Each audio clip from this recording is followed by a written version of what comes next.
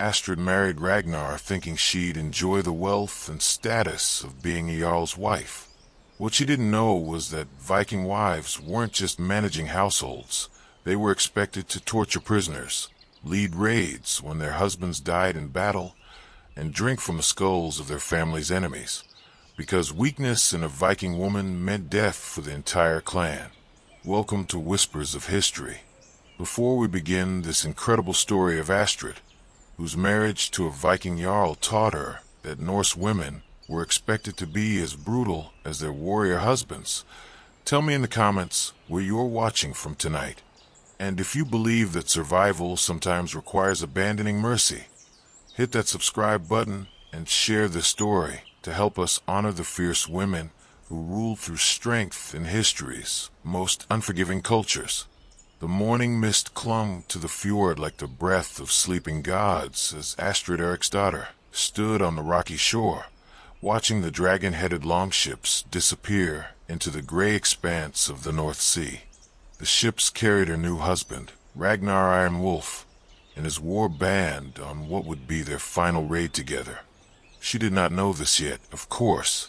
All she knew was that she had been married to the most powerful jarl in the region for exactly 17 days, and already she was beginning to understand that everything she thought she knew about Viking life had been wrong. Astrid had grown up in a smaller settlement further inland, the daughter of a minor chieftain who ruled over 3 farms and a handful of fishing boats. Her life had been relatively comfortable. She had servants to help with the household work, enough food to never go hungry, and the protection that came with being born into the warrior class.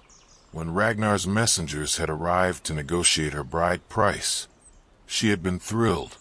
Marriage to a jarl would elevate her status enormously, bringing her wealth, power, and the luxury of ruling over a great hall filled with treasures from across the known world. The wedding feast had been everything she had imagined and more. Ragnar's hall was enormous, its wooden walls hung with tapestries depicting great battles, and its long tables groaning under the weight of roasted meat, fresh bread, and barrels of mead that flowed like rivers. The jarl himself was impressive, a man in his prime with graying hair and scars that spoke of countless battles survived. He had been courteous to her during the ceremony, even gentle, and Astrid had allowed herself to believe that her new life would be one of comfort and respect. But the morning after the feast, when the guests had departed and the hall had been cleared of celebration, Astrid received her first lesson in what it really meant to be a Viking wife. She was awakened before dawn by Helga, Ragnar's ancient grandmother, a woman whose weathered face looked like it had been carved from driftwood and whose pale blue eyes held the cold light of winter stars. Helga had been the wife of Ragnar's grandfather, a legendary warrior whose raids had brought wealth to their clan for 3 decades before he died in battle against the Franks. "Come, girl," Helga said without preamble. "Time to learn your duties." Astrid assumed she was being taken to learn about managing the household, organizing the servants, overseeing the preparation of meals, maintaining the stores of food and supplies that kept the settlement running during the long winter months. These were the responsibilities she had been trained for since childhood, the skills that any noble wife would need to manage her husband's estate. Instead, Helga led her down stone steps into the earth beneath the great hall, down into chambers that Astrid had not even known existed. The air grew colder and damper as they descended, and the walls changed from worked wood to rough stone, carved directly from the bedrock on which the settlement stood. Oil lamps flickered in iron brackets, casting dancing shadows that made the narrow corridor feel like the throat of some great beast. "Your husband's wealth," Helga explained as they walked, "comes not just from raiding, but from information. Information gathered from prisoners, from captured merchants, from enemies who know things we need to know. And information." She paused at a heavy wooden door reinforced with iron bands. "Must be extracted." The door opened onto a chamber that would haunt Astrid's nightmares for the rest of her life. It was larger than she had expected, with a low ceiling supported by thick wooden beams. The walls were stone, stained dark with substances she preferred not to identify. Iron rings were set into the walls at various heights, and chains hung from some of them.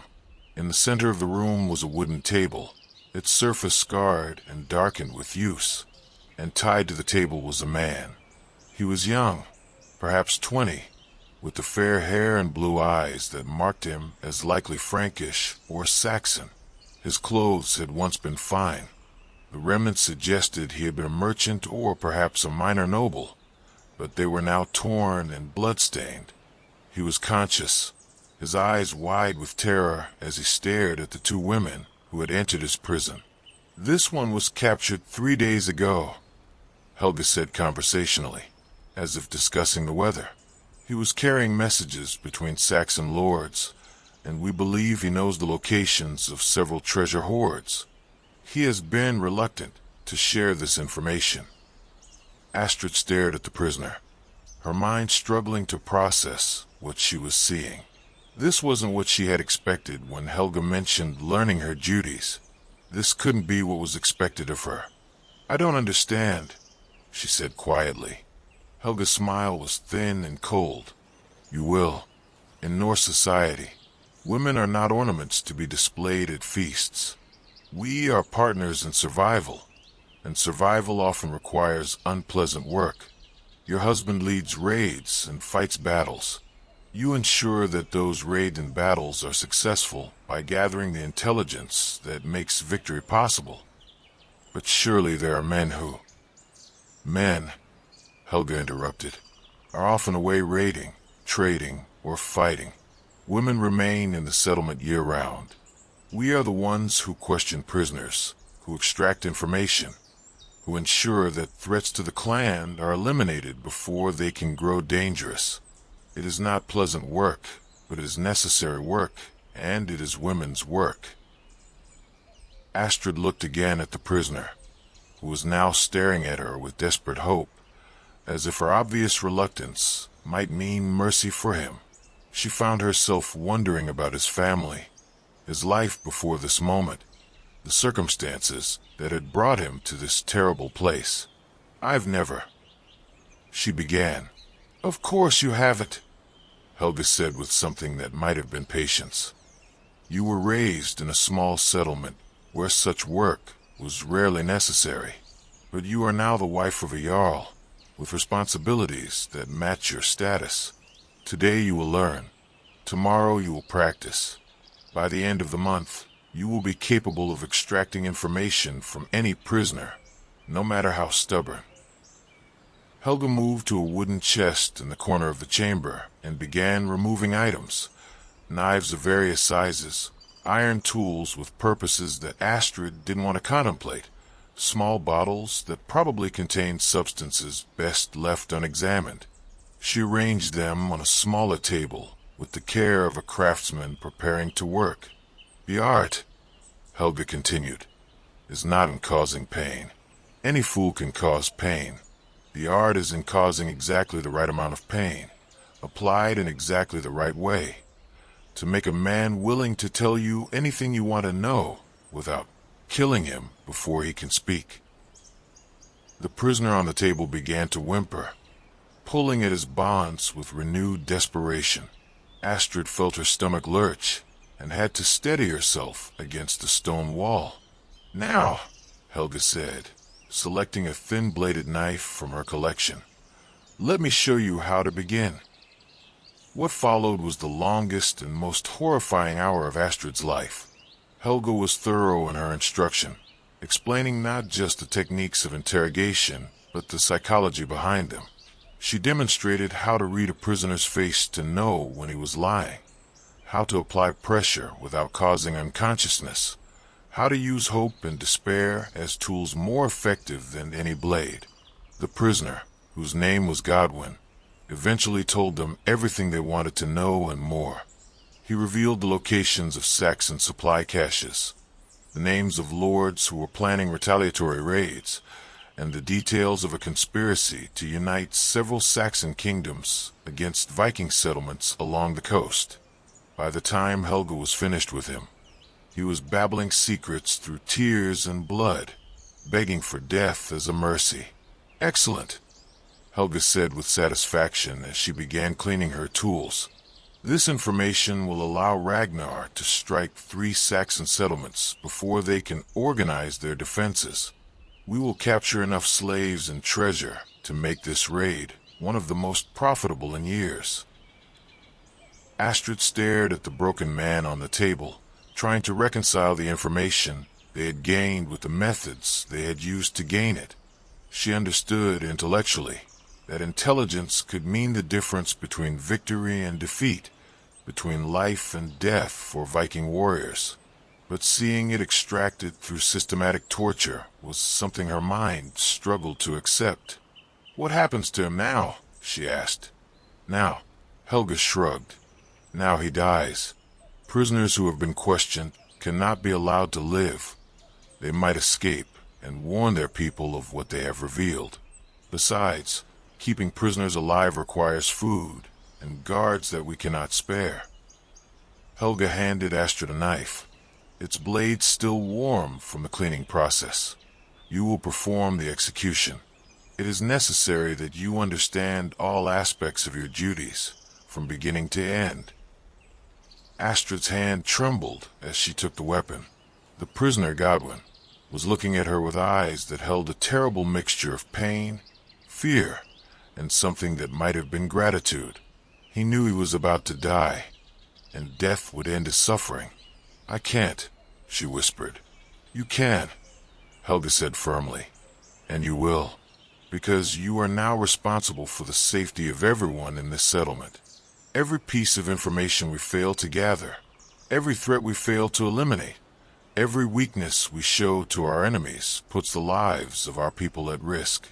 Your husband, your future children, your clan, they all depend on your strength."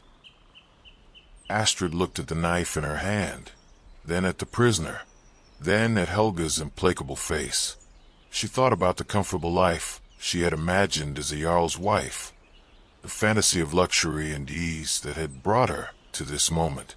That woman, that imagined future, seemed impossibly naive now.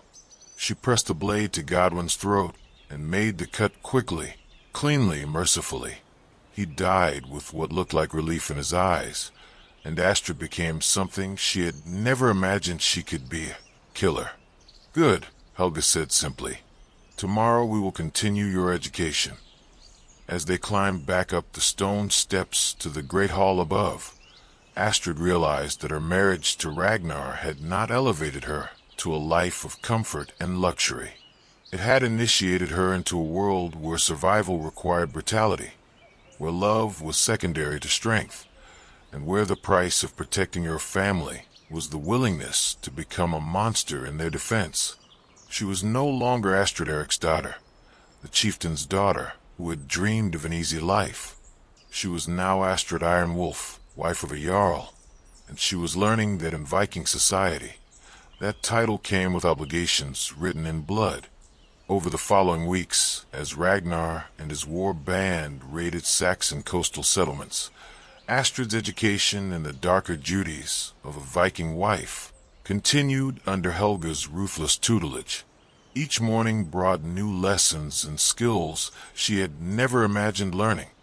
How to read the signs of deception in a prisoner's face, how to apply psychological pressure more effectively than physical torture, how to break a person's will without breaking their ability to provide useful information. The settlement's dungeons, for that was what the chambers beneath the great hall truly were, became as familiar to her as the kitchens and sleeping chambers above. She learned that every successful Viking settlement had such facilities, hidden beneath the more visible signs of wealth and power. They were the dark foundation upon which Norse prosperity was built, the places where captured enemies were transformed into valuable intelligence. But interrogation was only one aspect of her new responsibilities. Helga also began teaching her the arts of leadership that would be required when Ragnar was away on extended campaigns. Viking women were expected to rule their settlements with the same iron authority that their husbands displayed on the battlefield, making life and death decisions that could affect dozens or even hundreds of people. A jarl's wife, Helga explained as they toured the settlement's defenses, must be prepared to act as both mother and executioner to her people. She must protect those who serve her faithfully, but she must also eliminate those who threaten the clan's survival. Mercy is a luxury that can destroy everyone you care about. This lesson was driven home when one of the settlement's blacksmiths was caught stealing iron ingots to sell to Saxon traders. Under normal circumstances, theft from the clan's stores would be punished by outlawry. The thief would be declared dead to the community and forced to survive alone in the wilderness. But these were not normal circumstances. With Ragnar away on raids, any sign of weakness in the settlement's leadership could encourage other betrayals. What would you do? Helga asked Astrid as they stood in the great hall, looking down at the kneeling blacksmith who had been dragged before them by the settlement's guards. Astrid studied the man ORM, who had served the clan faithfully for 15 years, who had a wife and 3 young children, who had never shown any sign of disloyalty before. The iron he had stolen was valuable, but not catastrophically so. Under other circumstances, she might have been inclined toward mercy, toward finding a punishment that would discourage future theft without destroying a family. But she could feel the eyes of everyone in the hall upon her, evaluating her response, judging whether the jarl's new wife had the strength to rule in his absence. A weak response would invite challenges to her authority, and challenges to her authority could split the clan when unity was essential for survival. The penalty for theft from a clan stores is death, she said, her voice carrying clearly through the hall. But ORM has served faithfully for many years, and his family has done nothing wrong. Therefore, I offer him a choice. She drew her knife and placed it on the wooden table in front of her. You may die quickly and cleanly by this blade, ensuring that your family retains their place in the settlement and receives a portion of the clan's protection.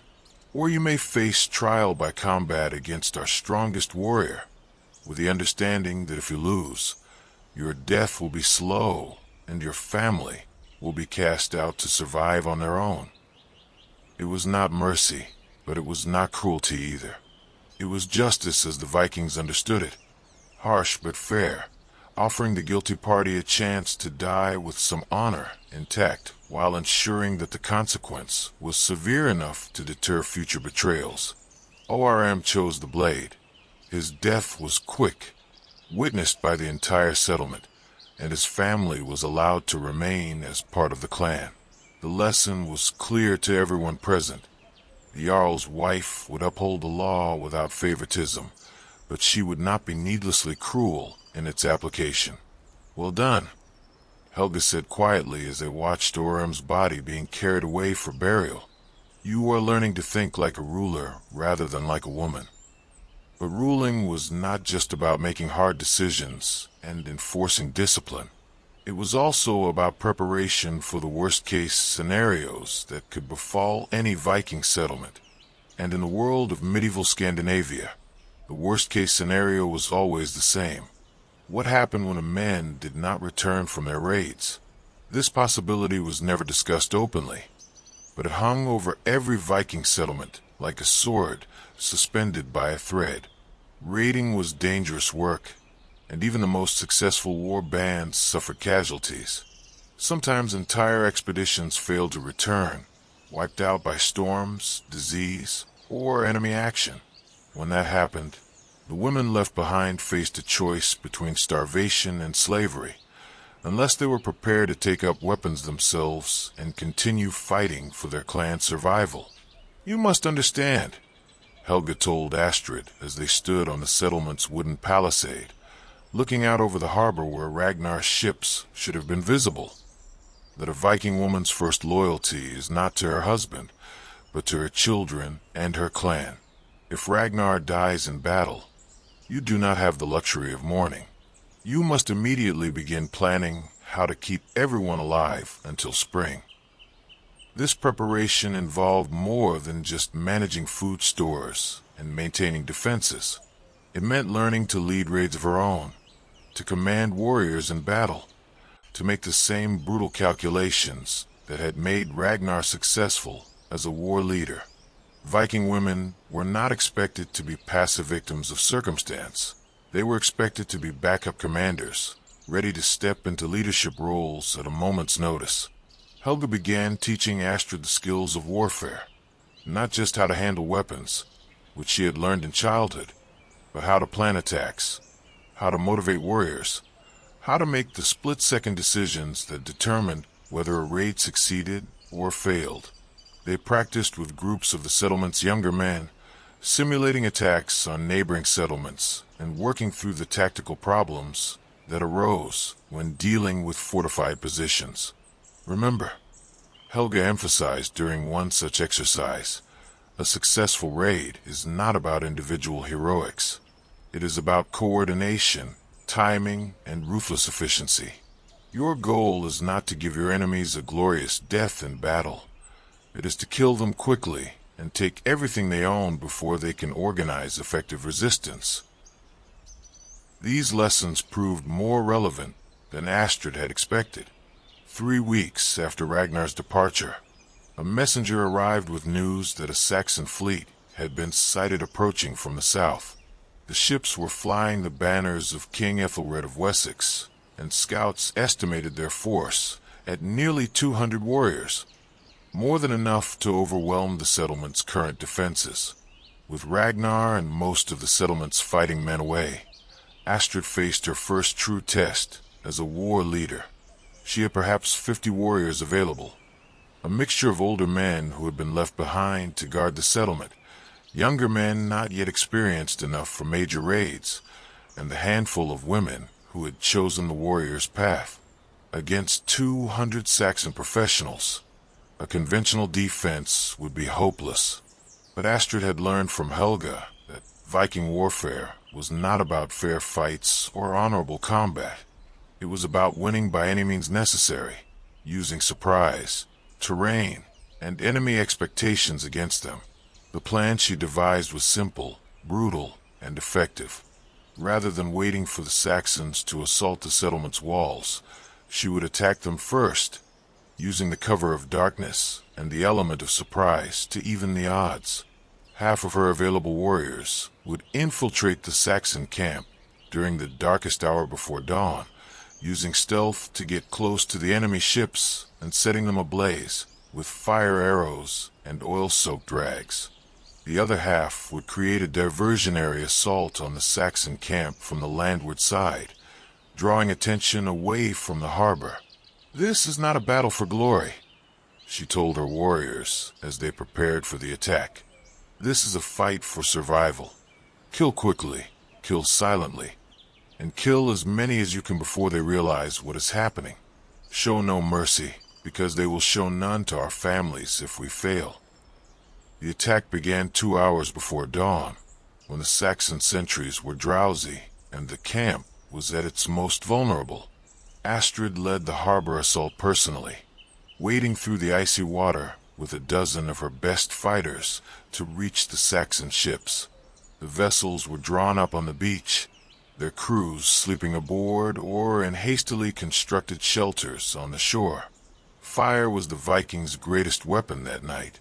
The dry autumn weather had left the Saxon ships vulnerable to flames, and within minutes of the attack beginning, 3 of their vessels were blazing like giant torches. The light from the burning ships illuminated the chaos as Saxon warriors stumbled from their sleep to find themselves under attack from an enemy that seemed to be everywhere at once. Astrid killed her first Saxon that night with a spear thrust to the back as he tried to organize a defense around one of the burning ships. She felt no triumph, no bloodlust, only the cold satisfaction of a job done efficiently. This was not the heroic combat celebrated in saga songs. This was war as Vikings actually fought it, quick, dirty, and utterly without mercy. The battle lasted less than an hour. By the time the sun rose, more than half the Saxon force was dead or dying. Their ships were reduced to smoking ruins, and the survivors were fleeing inland with whatever weapons and supplies they could carry. The settlement had lost only 8 warriors, and those deaths had been quick and clean, the price of victory in a world where defeat meant extinction. As Astrid stood on the beach, surrounded by the aftermath of her first battle as a war leader, she realized that another transformation had occurred within her. She was no longer just learning to be a Viking wife. She was becoming a Viking war chief in her own right, capable of making the same brutal decisions that had made her husband successful. "Your husband will be proud," Helga said, appearing at her side as they surveyed the burning remains of the Saxon fleet. "You have proven that you can protect a clan when he cannot. That is the most important quality a jarl's wife can possess." But even as Astrid felt a grim satisfaction in her victory, she knew that this was only the beginning.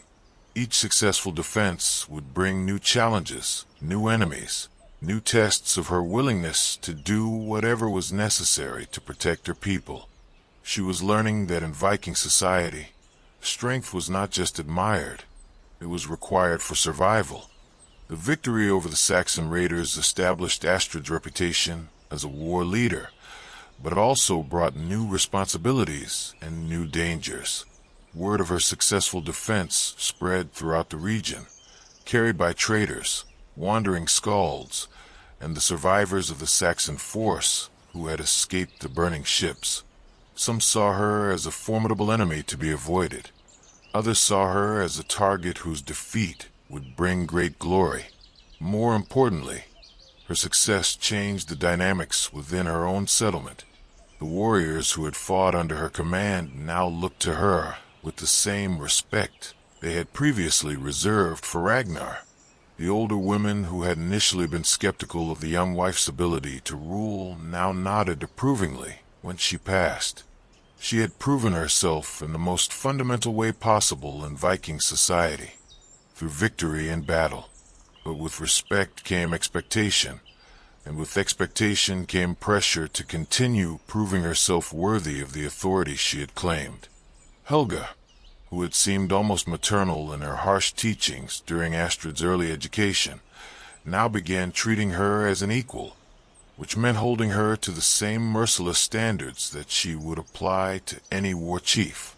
"You have won one battle," Helga reminded her as they planned the settlement's defenses for the coming winter. "But one victory does not make a leader. You must be prepared to make harder choices, to sacrifice more, to become more ruthless than you ever imagined possible, because now that you have shown strength, every enemy will test that strength to find its limits." This test came sooner than expected, in a form that challenged not just Astrid's tactical skills, but her willingness to embrace the full brutality that Viking leadership demanded.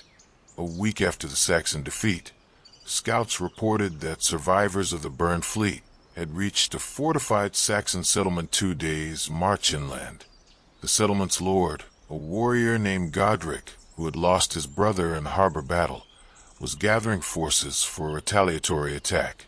But instead of coming with warriors, he was planning something far more insidious. He was bringing Saxon thralls who had been captured in previous Viking raids, intending to use them as advanced scouts and saboteurs. The implications were terrifying. These thralls knew Viking customs, spoke Norse, and could infiltrate the settlement without arousing immediate suspicion.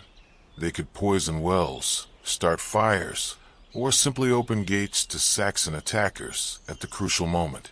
Worse, many of them had been slaves for years and bore legitimate grudges against their Viking captors. They might genuinely prefer to see the settlement destroyed rather than continue their lives in bondage. "We have perhaps 20 Saxon thralls in the settlement," Helga said as she and Astrid discussed the threat in the privacy of the great hall. "Some have been here for years. Others arrived with recent raids. Any of them could be in contact with Godric's agents. Any of them could be planning betrayal. The solution was obvious but horrible. All of the Saxon thralls would have to be killed immediately before they could act on whatever instructions they might have received. It was the logical response to an existential threat, the kind of preemptive strike that had kept Viking settlements safe for generations. But it was also murder, the killing of people who might be innocent, who had committed no crimes except being born on the wrong side of a conflict they had not chosen. Some of these thralls had served the settlement faithfully for years. Some had formed relationships with their Viking captors. Some had children born from those relationships, children who would also die if the purge was carried out completely. Astrid stood in the great hall that evening, looking at the faces of the Saxon thralls as they went about their evening duties. There was Edith, who had been captured 5 years ago and now managed the settlement's weaving work with skill that rivaled any freeborn woman. There was Senwulf, an older man who tended the settlement's horses with gentle expertise and had never shown the slightest sign of rebellion. There was young Mildred, barely 16, who had been taken in a raid just 2 years ago and who still wept sometimes when she thought no one was watching. Any of them could be a threat. All of them could be innocent. "You understand what must be done," Helga said quietly, appearing at Astrid's side. "Sentiment is a luxury we cannot afford. These people are not your friends. They are potential weapons pointed at the heart of your clan. Some of them have been here for years," Astrid replied. "They've had countless opportunities to betray us if they were going to. And some of them may have been waiting for exactly this opportunity," Helga countered. "A chance to strike when the settlement is vulnerable, when their actions could actually make a difference in their people's fate. You cannot afford to guess which ones are loyal and which ones are not." Astrid knew that Helga was right from a tactical standpoint. The safe choice, the choice that eliminated all risk to the settlement, was to kill every Saxon thrall before any of them could act. It was the decision that Ragnar would make if he were here, the decision that any successful Viking leader would make when faced with such a threat. But it was also the decision that would transform her into something she wasn't sure she wanted to become. Each person she had killed so far, the prisoner Godwin, the blacksmith ORM, the Saxon warriors on the beach, had been killed for specific reasons, in response to specific actions. This would be different. This would be killing based on suspicion and fear, based on what people might do rather than what they had done. "There's another way," she said finally. "Instead of killing them all, we interrogate them all. Find out what they know, what they've been told, what they're planning. The guilty ones die. The innocent ones remain as they are." Helga's expression was skeptical. "And how do you propose to determine guilt or innocence? Torture every thrall in the settlement until they confess or convince you of their loyalty. You would be showing them exactly how much you suspect them, exactly how vulnerable you believe yourself to be. And skilled liars could still deceive you." "Then we don't interrogate them directly," Astrid said, an idea forming as she spoke. "We create a test. We give them an opportunity to betray us, but an opportunity that we control, where we can observe their actions without them knowing they're being watched." The plan she devised was elaborate and cruel in its simplicity.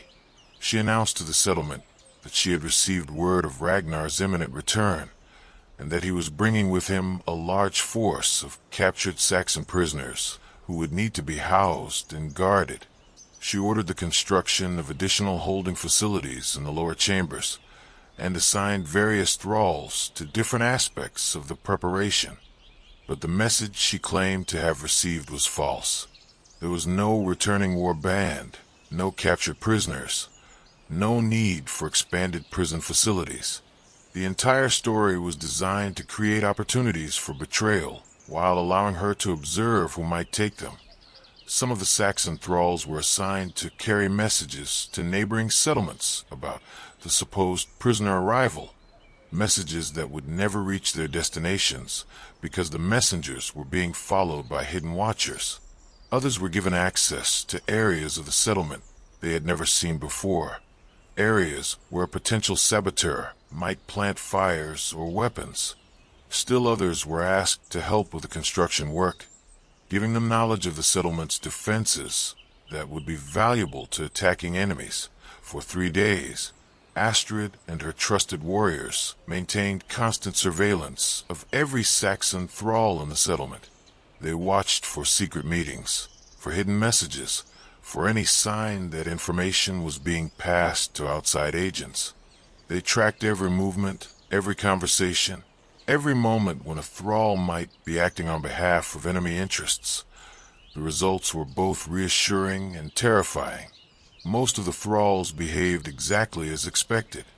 They carried out their assigned tasks without attempting to subvert them, showed no interest in gathering intelligence beyond what their work required, and made no efforts to contact anyone outside the settlement.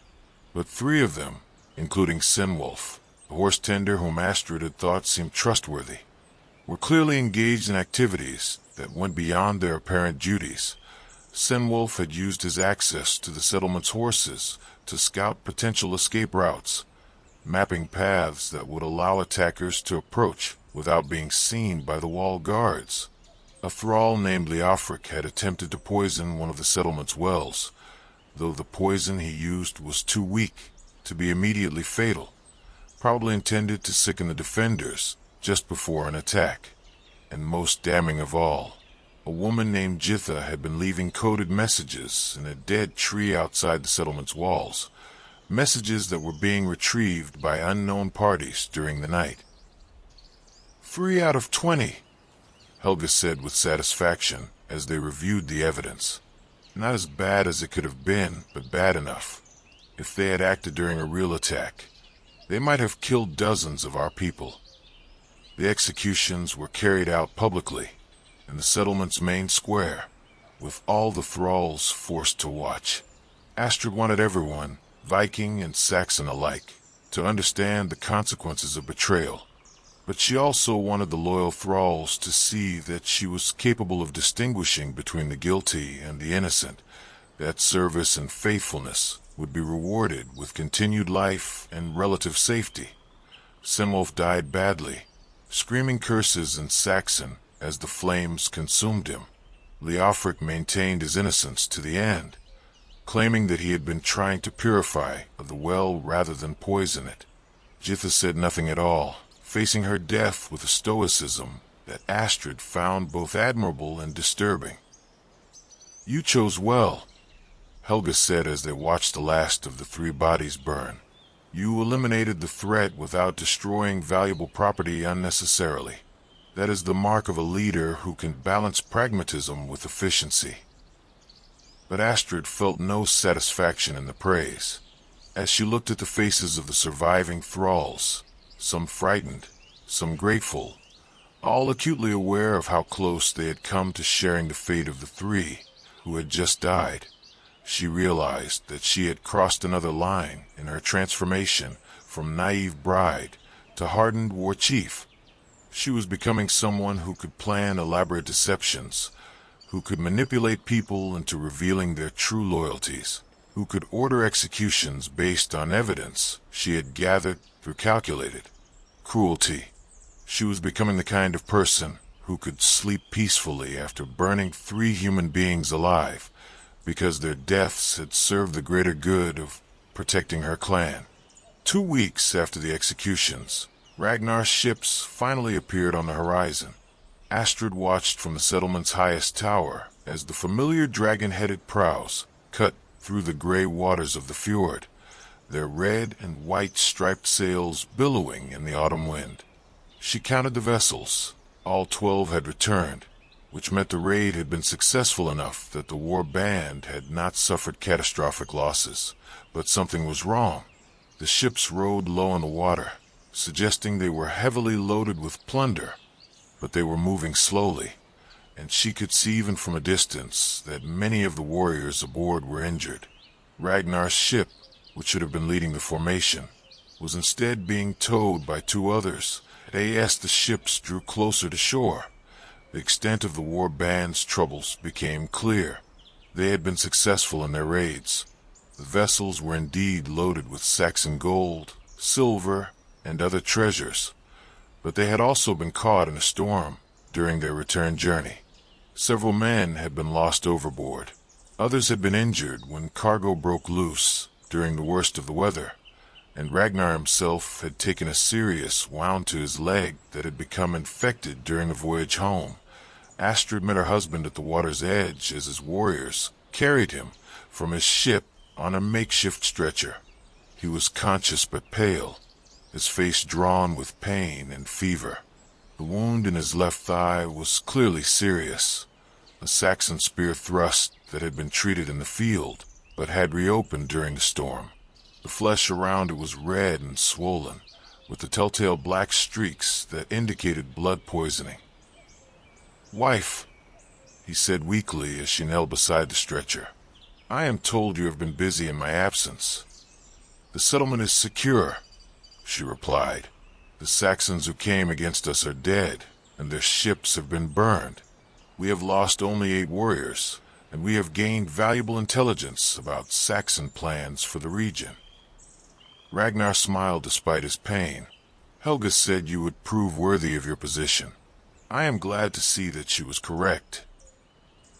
But even as they spoke, Astrid was assessing her husband's condition with the clinical eye she had developed during her training in the arts of interrogation and warfare.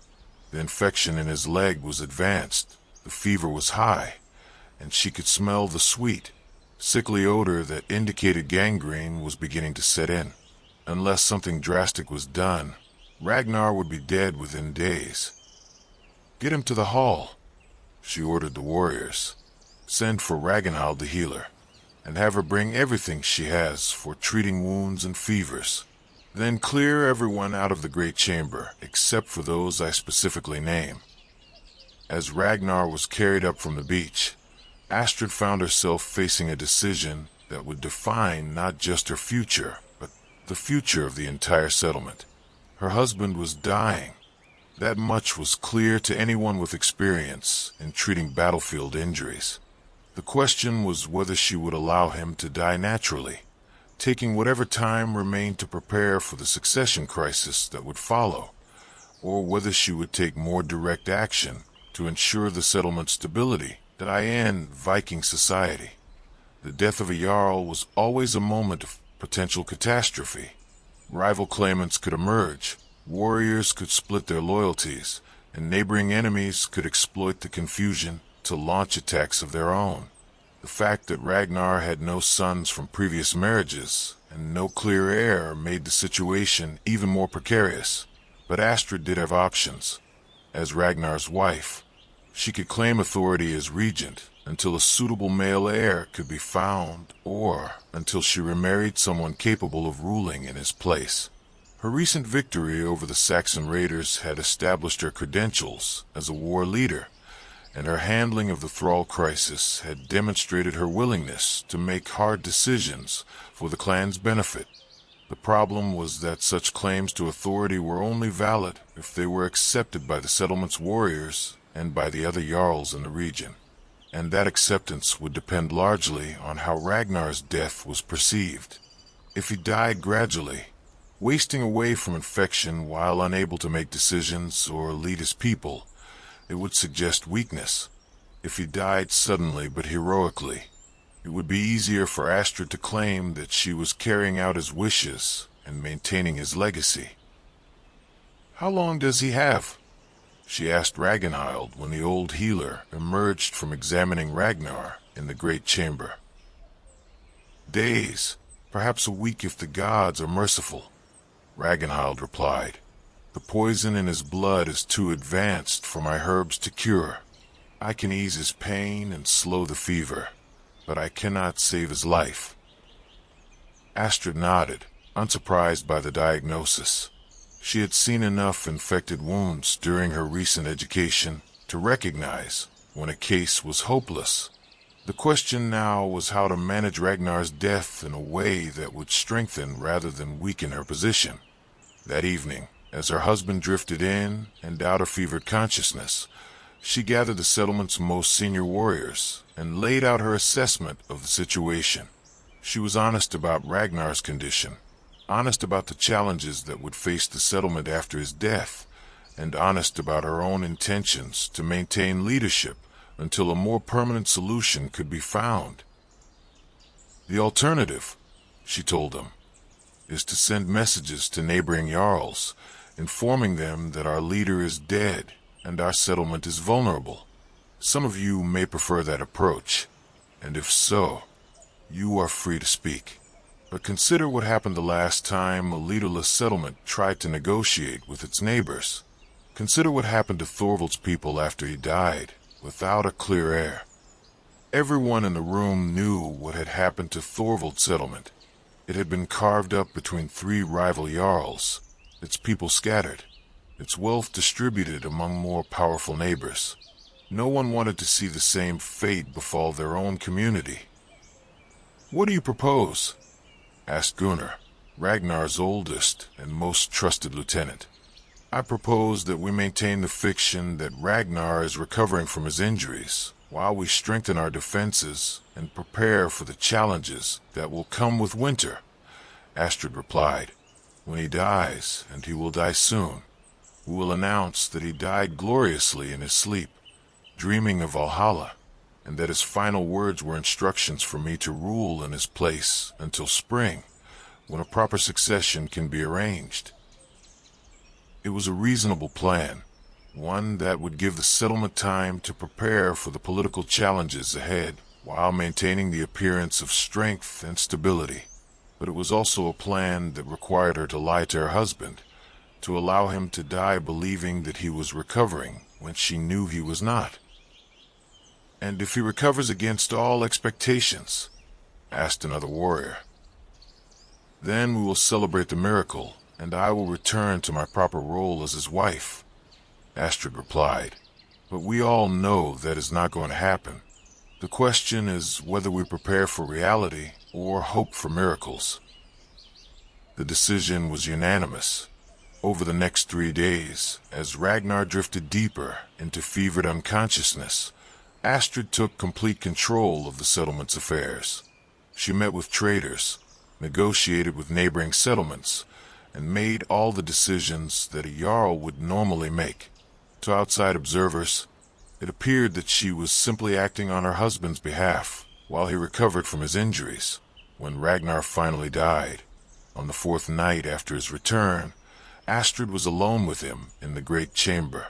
His last words were actually a fevered mumbling about Saxon spears and burning ships, but she would tell the settlement that he had praised her leadership and instructed her to continue ruling until spring.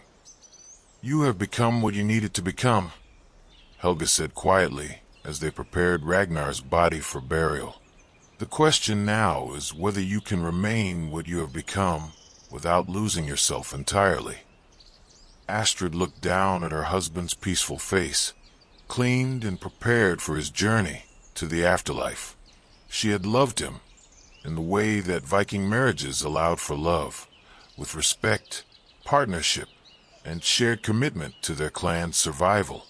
But she had also used his death to consolidate her own power, manipulating the circumstances to ensure that she would be his successor rather than his widow. She was no longer the young woman who had been horrified by her first sight of a torture chamber. She was no longer the reluctant bride who had fainted at her first execution. She had become a war chief, a political manipulator, a killer who could justify any action as necessary for her people's survival. The funeral was magnificent, befitting a jarl who had brought wealth and glory to his people. Ragnar's body was burned on a pyre built from the remains of Saxon ships, surrounded by weapons, treasure, and the bodies of thralls who had been sacrificed to serve him in the afterlife. As the flames consumed her husband's remains, Astrid stood before the assembled settlement and spoke of his great deeds, his wise leadership, and his final instructions for the future. With Ragnar buried and her authority grudgingly accepted by the settlement's warriors, Astrid faced the greatest challenge of her short career as a leader, keeping everyone alive through a winter that promised to be harder than usual. The raid had been successful in terms of gathering treasure, but the losses suffered during the storm meant that the settlement had fewer warriors available for hunting and gathering the supplies that would be needed during the months when the fjord froze and travel became impossible. Moreover, word of Ragnar's death would inevitably spread to neighboring settlements and to Saxon kingdoms seeking revenge for the summer's raids. By spring, Astrid could expect challenges from multiple directions. Rival Viking jarls who might see an opportunity to absorb a weakened settlement, and Saxon forces looking to reclaim some of the wealth that had been taken from their people. The key to surviving winter, Helga explained as they reviewed the settlement's food stores, is not just having enough supplies, but having the right kind of supplies. Grain and preserved meat will keep you alive, but they will not keep you strong. You need variety. You need foods that prevent sickness, and you need luxuries that maintain morale when the nights are long and the cold makes everyone irritable. This lesson led to one of the most morally complex decisions of Astrid's leadership. The settlement's food stores were adequate, but not abundant, enough to keep everyone alive through winter if carefully rationed, but not enough to maintain the diet that active warriors needed to stay in fighting condition. The captured Saxon treasure could be used to purchase additional supplies from southern traders, but only if someone was willing to make the dangerous journey across hostile territory during the worst travel season of the year. The solution was to use some of the Saxon thralls as expendable couriers. They would be given gold and silver to purchase food from neutral traders, along with detailed instructions about what to buy and where to take it. If they succeeded, they would be rewarded with better treatment and the possibility of eventual freedom. If they failed, whether through treachery, incompetence, or simply bad luck, their deaths would not significantly weaken the settlement's defenses. "You are sending them to their deaths," Helga observed as they selected which thralls would be given this opportunity. The winter roads are dangerous even for experienced travelers. For slaves who have never journeyed beyond this settlement, the odds of survival are negligible. "Perhaps," Astrid replied, "but they are also being given a chance to earn their freedom through service, rather than simply remaining property for the rest of their lives. If they are clever and brave, they might survive and find themselves in a better position than they were before." It was a rationalization, and both women knew it. The thralls were being used as disposable assets, sent on missions that free Vikings would never be asked to undertake, because the risks were too high.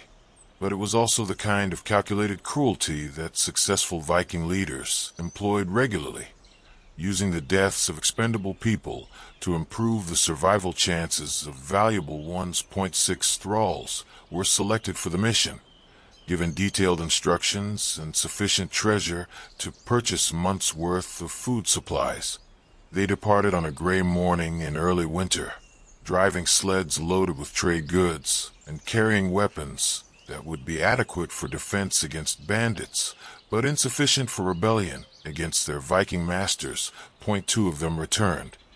They arrived 3 weeks later, half frozen and exhausted, driving sleds loaded with grain, preserved meat, dried fish, and winter vegetables that would significantly improve the settlement's food situation.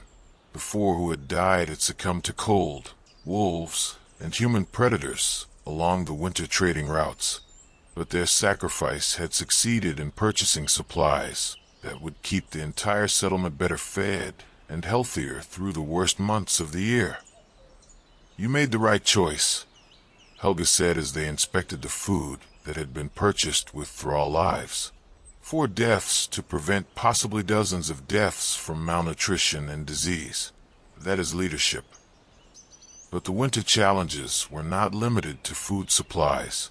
As the days grew shorter and the cold deepened, the psychological stresses of the season began to affect everyone in the settlement. Warriors who had been disciplined and respectful during the summer began drinking more heavily and picking fights with each other. Thralls who had been compliant became sullen and uncooperative. Even the free women began showing signs of the cabin fever that could tear apart a community during the months when everyone was trapped together in close quarters. Viking settlements had traditional methods for dealing with winter psychological problems: storytelling, games, crafts, and carefully managed celebrations that broke up the monotony of the dark months. But these traditions assumed stable leadership and clear social hierarchies. With a new and untested leader in charge, the normal social bonds that held communities together during difficult times were under additional strain. The crisis came in the middle of the winter, during the darkest weeks, when the sun barely rose above the horizon and everyone's temper was at its shortest. A fight broke out between two of the settlement's young warriors over a thrall woman, a fight that escalated from insults to weapons before anyone could intervene. By the time Astrid arrived at the scene, one warrior was dead and the other was severely wounded. Under normal circumstances, such a fight would be handled through the traditional system of compensation. The family of the dead man would be paid blood money by the family of the killer, and the matter would be considered settled. But these were not normal circumstances. The settlement could not afford to lose warriors to internal conflicts, and more importantly, Astrid could not afford to appear weak or indecisive when dealing with challenges to her authority. The penalty for killing a fellow warrior without just cause is outlawry, she announced to the gathered settlement. But outlawry in winter is death, and we cannot afford to lose anyone else to stupidity and poor judgment. Therefore, I offer an alternative. The wounded warrior, a young man named Eric whose family had served Ragnar faithfully for years, was given a choice. He could accept outlawry and face almost certain death in the winter wilderness, or he could submit to a punishment that would serve as an example to anyone else who might be tempted to settle disputes with violence. The punishment was brutal but not fatal: the loss of a sword hand, cut off at the wrist in full view of the entire settlement. It would leave him crippled but alive, unable to fight as a warrior but still capable of performing other work that would contribute to the community's survival. And it would send a clear message that internal violence would not be tolerated under any circumstances. Eric chose the amputation. His screams echoed through the settlement as the heated blade cauterized the wound, and his blood froze on the stone floor of the great hall. But he lived, and the message was received. For the rest of the winter, discipline held firm, and conflicts were resolved through words rather than weapons. You are learning to balance justice with necessity, Helga observed as they watched Eric being treated by the settlement's healers. That is perhaps the most important skill a leader can possess. As winter slowly gave way to spring, as the ice began to break up in the fjord and the first trading ships of the season appeared on the horizon, Astrid realized that she had successfully navigated the most dangerous period of her leadership. The settlement had survived with minimal losses. Morale had been maintained despite significant challenges, and her authority was now firmly established among her people. But spring also brought new challenges. Messages arrived with the first traders, carrying news from across the region. Saxon kingdoms were organizing larger military responses to Viking raids. Rival jarls were beginning to test the borders of Ragnar's former territory, and most ominously, some of the settlement's own warriors were beginning to question whether they should continue following a woman leader now that the immediate crisis of winter had passed. Summer will be your real test, Helga warned as they watched the ice break up in the harbor. Anyone can rule through winter when people are desperate for strong leadership. But when the raiding season begins, when your warriors have options and opportunities elsewhere, That is when you will discover whether you have truly become a jarl or whether you have simply been playing at leadership. The test of Astrid's leadership came sooner than expected, arriving with the spring thaw in the form of a messenger from Thorkel the Red, a powerful jarl whose territory bordered Ragnar's former holdings to the east. Thorkel's message was ostensibly respectful, condolences on Ragnar's death, congratulations on Astrid's successful defense of the settlement, and an invitation to discuss mutual concerns during the coming raiding season. But the subtext was unmistakable. Thorkel was probing, testing whether the widow of his former rival had the political support and military strength to maintain her independence. The invitation was less a request for negotiation than a demand for submission, couched in diplomatic language that allowed both parties to maintain face while the real balance of power was determined. "He brings 50 warriors," reported the scout who had observed Thorkel's approach, "armed and armored as if for battle, but traveling under banners of peace. They will arrive tomorrow morning."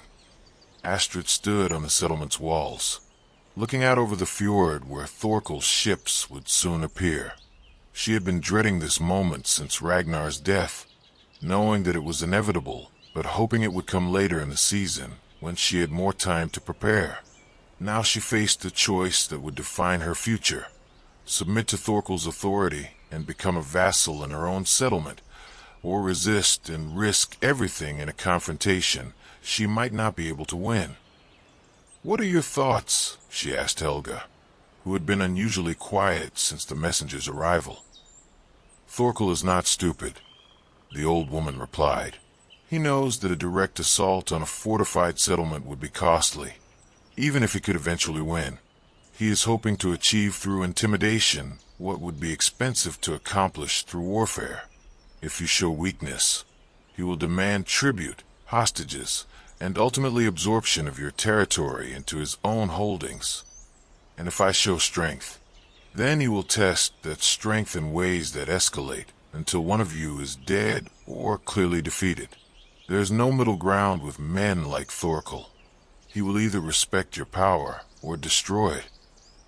That evening, as Astrid prepared for what might be her final night as an independent leader, she reviewed everything she had learned during her transformation from naive bride to hardened war chief. She had learned to torture prisoners for information, to execute traitors without mercy, to manipulate people through elaborate deceptions, and to make calculations that balanced human lives against strategic advantages. But facing Thorkel would require more than individual ruthlessness. It would require the ability to project strength while concealing weakness, to negotiate from a position of apparent power while actually being outnumbered and outgunned. It would require the kind of political theater that could convince a rival jarl that attacking her settlement would be more costly than leaving it alone. The plan she devised was risky, elaborate, and depended on Thorkel making assumptions about her capabilities based on carefully crafted evidence. She began by moving most of her warriors out of the settlement during the night, positioning them in concealed locations along the routes that Thorkel's forces would use to approach. To any observer, it would appear that the settlement was more lightly defended than it actually was, a tempting target for a quick assault. But she also made sure that evidence of her recent victories was prominently displayed. Saxon weapons and armor were arranged in the Great Hall as trophies. The heads of the executed traitors were mounted on pikes near the harbor, showing signs of recent replacement that suggested active security measures. And most importantly, she arranged for Thorkel to overhear conversations that suggested she had more allies and resources than she actually possessed. When Thorkel's ships appeared on the horizon the next morning, Astrid was waiting for them on the beach, dressed in her finest armor and accompanied by what appeared to be a small but confident honor guard. She greeted the rival jarl with the respect due to a powerful neighbor, but not the deference that would suggest submission or weakness. "Thorkel the Red," she said as he stepped from his longship onto the gravelly shore. "Your reputation precedes you, as does your reputation for fair dealing with those who treat you with proper respect." Thorkel was a large man, built like a bear, with graying hair and scars that spoke of decades of successful warfare. His pale blue eyes assessed Astrid with the calculating gaze of a predator determining whether its prey was worth the effort of pursuit. "Astrid Ironwolf," he replied, using the name she had claimed after Ragnar's death. "I am told that you have proven yourself a formidable leader in your husband's absence. I come to offer my condolences on his death and to discuss how we might best serve our mutual interests in the coming season." The negotiations that followed were a delicate dance of threat and counter-threat, each side probing for weakness while projecting strength. Thorkel made it clear that he considered Astrid's territory to be vulnerable and potentially available for absorption into his own holdings. Astrid made it equally clear that she considered her settlement to be well defended and prepared for any challenge. "I am curious," Thorkel said as they shared mead in the great hall, surrounded by both sets of warriors, "about the Saxon raid you defeated last autumn. 50 warriors against 200, I am told, yet you achieved total victory with minimal losses. How did you accomplish such a feat?" It was a test, disguised as casual conversation. Thorkel wanted to know whether Astrid's victory had been the result of superior tactics, lucky circumstances, or exaggerated reporting. Her answer would help him assess whether she represented a genuine threat or merely an obstacle to be removed at his convenience. "Superior intelligence and careful preparation," Astrid replied. "My husband taught me that the key to victory is not matching your enemy's strength, but attacking their weaknesses when they are least prepared to defend themselves. The Saxons expected to face a weakened settlement, led by a grieving widow. Instead, they found warriors who had been expecting them and who were prepared to fight on ground of our choosing." She went on to describe the battle in enough detail to demonstrate that she understood military tactics, but not so much detail that Thorkel could identify specific weaknesses in her approach. It was a performance designed to suggest competence without revealing secrets, strength without provoking immediate confrontation. But Thorkel was not satisfied with words. As the afternoon progressed, he began making increasingly specific demands, testing how far he could push before Astrid would either submit or openly defy him. He suggested that her settlement should pay tribute to his for protection during the coming raiding season. He proposed that some of her warriors should join his war band for the summer campaigns, effectively giving him hostages and reducing her defensive capabilities. He even hinted that she should consider remarriage to one of his allies, arrangement that would place her territory under male leadership that he could more easily control. With each demand, Astrid felt the pressure mounting. She could agree to some of Thorkel's requests and maintain peace at the cost of her independence. She could refuse them all and face almost certain military confrontation. Or she could try to find a middle ground that satisfied neither side, while postponing the ultimate reckoning.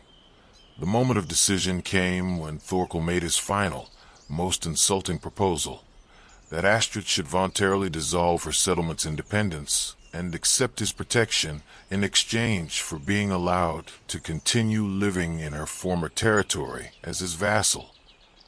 "It is a generous offer," he said with a smile that did not reach his eyes. "You would retain your status as a leader, but you would have the security that comes with being part of a larger and more powerful confederation. Many widows would find such an arrangement preferable to the uncertainties of independent rule." Astrid looked around the great hall, at Thorkel's warriors who were fingering their weapons in anticipation of her response, at her own people who were waiting to see whether she would fight for their freedom or surrender it for the promise of safety. She thought about everything she had endured to reach this moment, The torture chambers, the executions, the brutal calculations that had transformed her from an innocent bride into a hardened war chief. "I appreciate your concern for my welfare," she said finally, her voice carrying clearly through the hall. "But I must decline your generous offer. My husband left me this settlement to rule, not to surrender. My warriors have sworn oaths to defend it, not to abandon it, and I have made promises to my people that I intend to keep, regardless of the cost." The silence that followed was deafening. Thorkel's expression shifted from diplomatic courtesy to cold calculation, while his warriors began to shift their positions subtly, preparing for violence. Astrid's own people tensed, hands moving toward weapons as they realized that negotiations had just ended and conflict was about to begin. "I am disappointed," Thorkel said quietly, "but I am not surprised. Pride often blinds people to practical realities. Perhaps when you have had time to reconsider the consequences of your decision, you will send a messenger to discuss more reasonable terms." He stood to leave, but as he did so, one of his warriors, a young man with the reckless confidence of someone who had never faced a real challenge, decided to make his own contribution to the negotiations.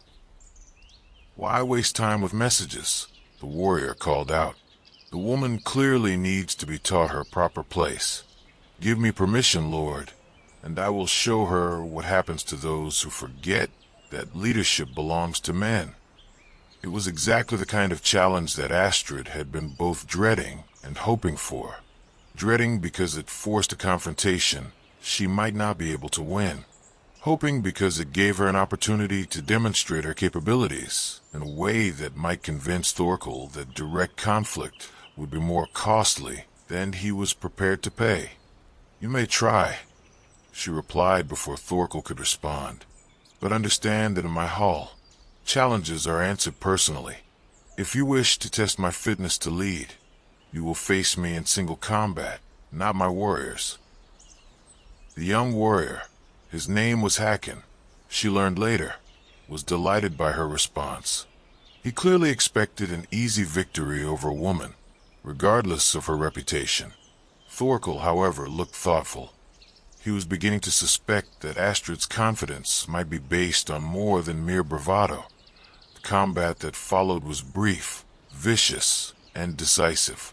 Hakon was strong and skilled, but he had never faced an opponent who fought with the combination of technique and utter ruthlessness that Astrid had developed during her transformation. While he was still trying to demonstrate his superiority through intimidating displays of strength, she was systematically destroying his ability to continue fighting.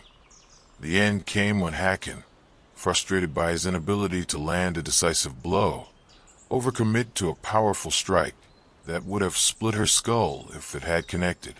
Instead, she stepped aside and drove her knife into his throat with surgical precision, severing arteries and windpipe in a single motion that left him drowning in his own blood. As Hakon collapsed, gasping and dying on the floor of the great hall, Astrid stood over him and addressed Thorkel directly.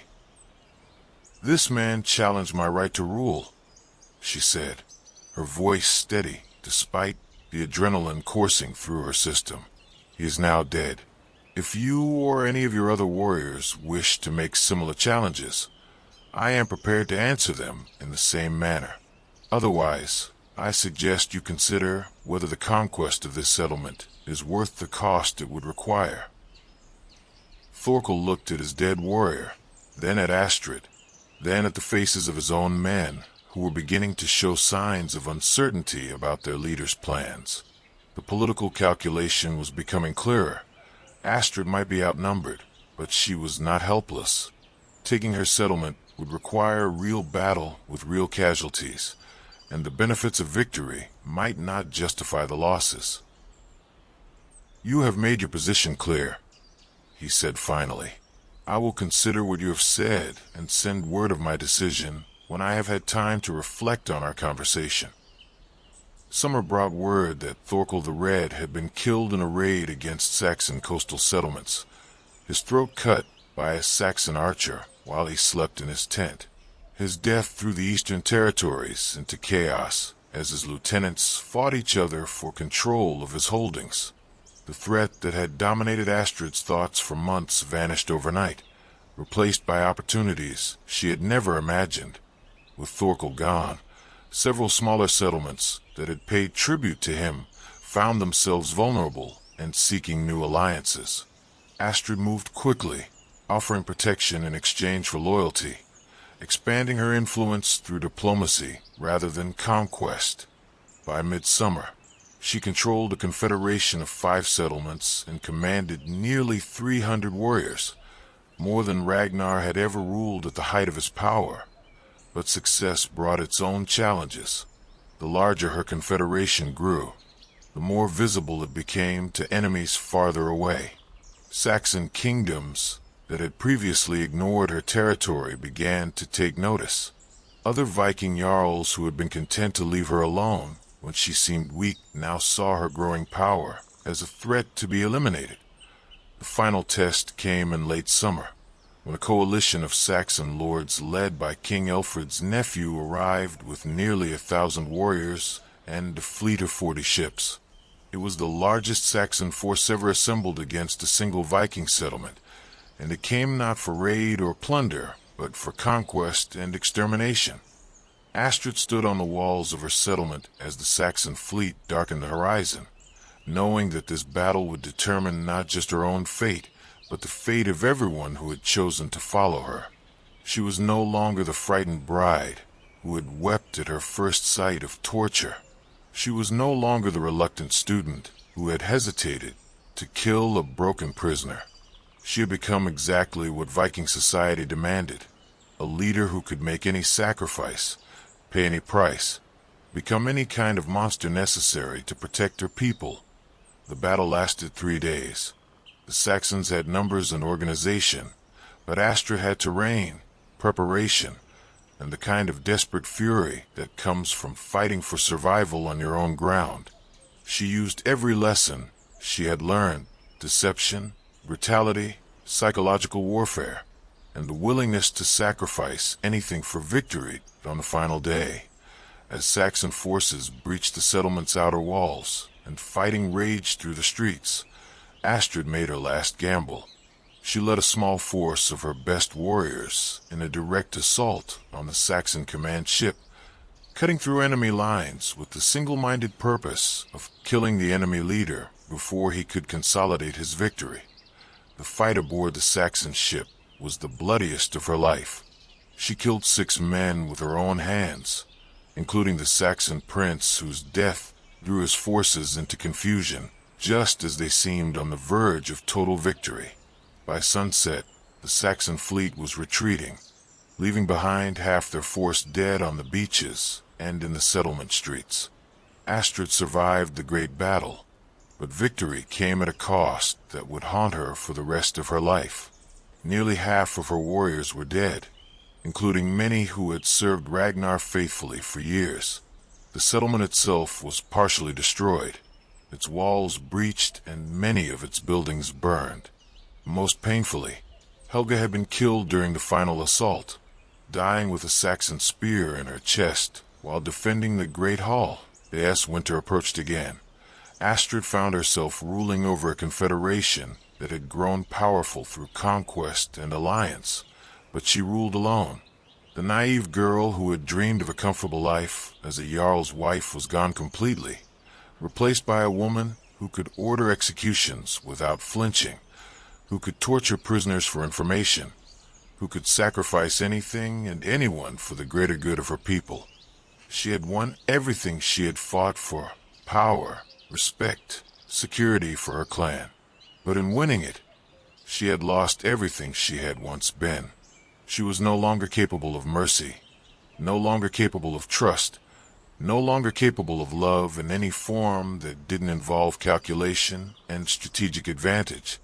Standing in the rebuilt Great Hall on the anniversary of Ragnar's death, surrounded by warriors who respected her but feared her, ruling over people who depended on her but would never dare to challenge her. Astrid realized that she had achieved something that few women in Viking society ever could: absolute power and complete independence. She had also realized that absolute power was another kind of prison, one with walls made of necessity and bars forged from the expectations of strength that could never be allowed to show weakness. The cost of surviving as a Viking chief's wife had been the death of everything soft, everything gentle, everything human that she had once possessed. She had paid that price willingly, knowing it was necessary, and she would pay it again if required. But as she sat alone in her hall, listening to the wind howl across the fjord and the distant sound of her warriors drinking and laughing in the lower chambers, she sometimes wondered if there had been another way. If the frightened girl who had married Ragnar all those years ago could have found a path to survival that didn't require becoming a monster, then she would remember Helga's words from that first terrible day in the torture chamber. In Norse society, women are not ornaments to be displayed at feasts. We are partners in survival, and survival often requires unpleasant work. She had learned to do the unpleasant work. She had learned to do it well, and she had survived when countless others had not died in the end. That was what mattered in the world of the Vikings. Not whether you were good or evil, not whether you were happy or miserable, but whether you were strong enough to protect what belonged to you and take what you needed from those who were too weak to keep it. Astrid had learned that lesson thoroughly. She had become the perfect Viking wife, not because she was loving or supportive or nurturing, but because she was harder than iron and colder than winter, and she would do anything necessary to ensure that her people survived another day. The price of that survival was her soul, but in the harsh world of medieval Scandinavia, it was a price that had to be paid, and she had paid it in full. Summer brought word that Thorkel the Red had been killed in a raid against Saxon coastal set. The northern lights danced across the dark waters of the fjord that night, as they had for countless winters before, and would for countless winters to come. But Astrid no longer watched them with wonder. She watched them with the calculating eye of a war chief, wondering if their brightness might make the settlement visible to enemies approaching from the sea. She had survived. She had won. She had become exactly what she needed to become.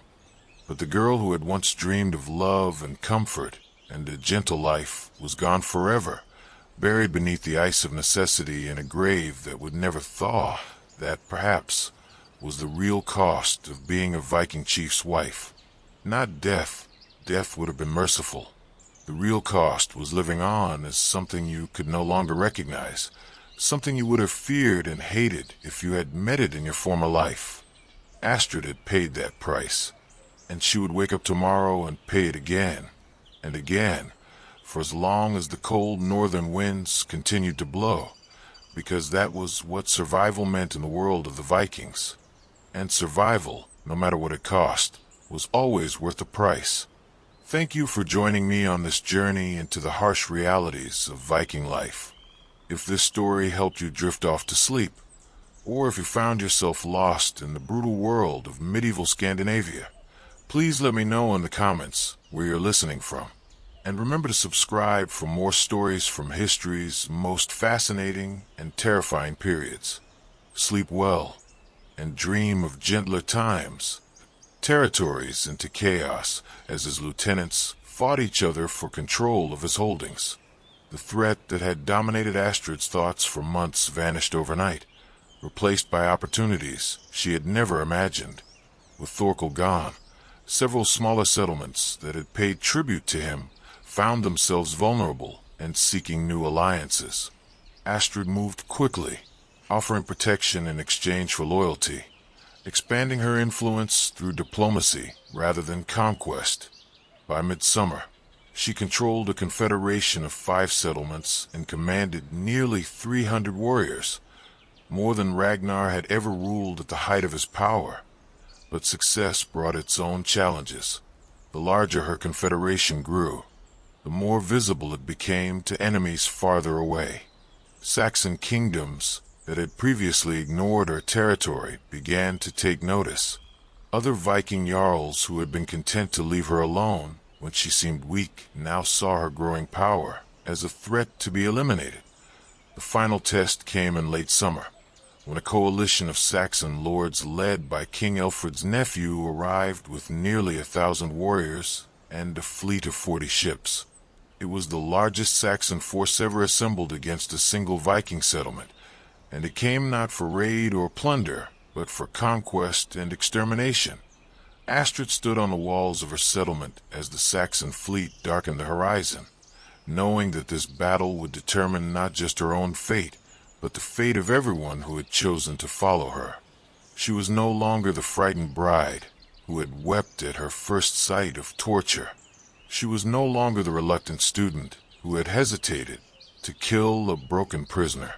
She had become exactly what Viking society demanded, a leader who could make any sacrifice, pay any price, become any kind of monster necessary to protect her people. The battle lasted 3 days. The Saxons had numbers and organization, but Astrid had terrain, preparation, and the kind of desperate fury that comes from fighting for survival on your own ground. She used every lesson she had learned: deception, brutality, psychological warfare, and the willingness to sacrifice anything for victory on the final day. As Saxon forces breached the settlement's outer walls and fighting raged through the streets, Astrid made her last gamble. She led a small force of her best warriors in a direct assault on the Saxon command ship, cutting through enemy lines with the single-minded purpose of killing the enemy leader before he could consolidate his victory. The fight aboard the Saxon ship was the bloodiest of her life. She killed 6 men with her own hands, including the Saxon prince whose death threw his forces into confusion just as they seemed on the verge of total victory. By sunset, the Saxon fleet was retreating, leaving behind half their force dead on the beaches and in the settlement streets.